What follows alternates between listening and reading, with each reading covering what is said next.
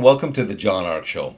Today's episode is called More Credit Card Cancellations Imminent. Before we begin, I want to encourage you to subscribe to our channel for free. You can also like, comment, and follow us. We're going to have a lot of great celebrity interviews coming up, so make sure to click on that notification bell so you can be notified every time we upload a new show.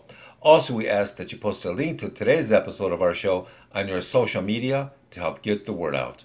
Now, let's get started. The financial sector is under tremendous pressure now.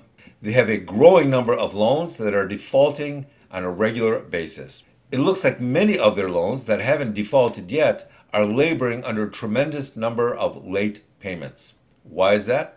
It's because the economy and the workers are under severe stress. So how are lenders going to respond to all of this? Well, many of them are lowering the credit limits for people and companies. They're raising interest rates. They're increasing late fees and other penalties. They're also increasing the issuance and number of new credit cards they make available because they want you borrowing more, taking on more debt. That is what makes them very happy. So what will they do to address all these challenges? Well, a growing number of credit card companies are reducing people's credit limits or canceling their cards for a variety of reasons.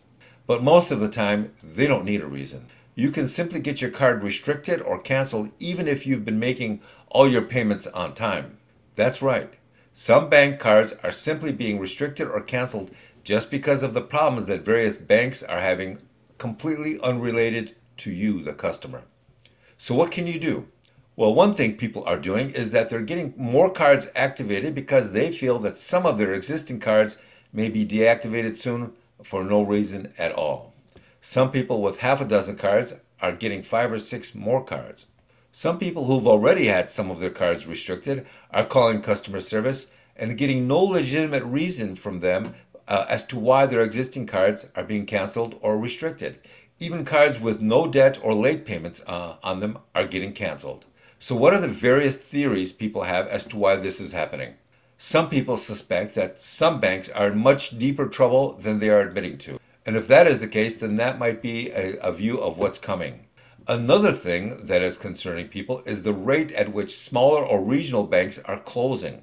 Some are claiming that they're closing because they're under tremendous financial debt. Some are claiming that they're closing because most people do their banking online now. Some are claiming that they're closing branches or even selling all their locations because of the market and the troubled economy. But one thing that a lot of people have in common is a growing distrust of many of the banks. Where does all this lead? Well, people no longer trust putting their cash or their assets in a single bank. They're moving things to multiple banks owned by multiple companies. They also see a lot of banks and financial organizations being hacked on a regular basis, and they feel that this phenomenon is only going to grow. A lot of people are asking for credit line increases now so that if in the near future some of their cards get reduced limits, then they'll simply be able to operate because of the earlier credit line increases they asked for and received. Next, we have growing issues with ID theft on their credit cards. It seems that more ID theft than ever is affecting credit cards, and the problem is increasing. This is a problem that a lot of people suspect is deliberate. They feel it's almost as if some of the companies are deliberately compromising their security protocols so that the accounts get hacked so that they can then use that to their benefit. Here's another major problem. A lot of credit card companies are refusing to take fake or suspicious purchases off your card when you complain about it to them.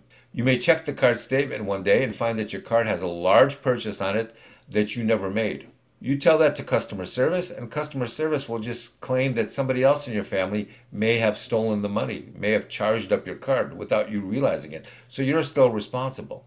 Now, by law, they have to remove the charge when you ask them to. But a number of these major banks are no longer doing that.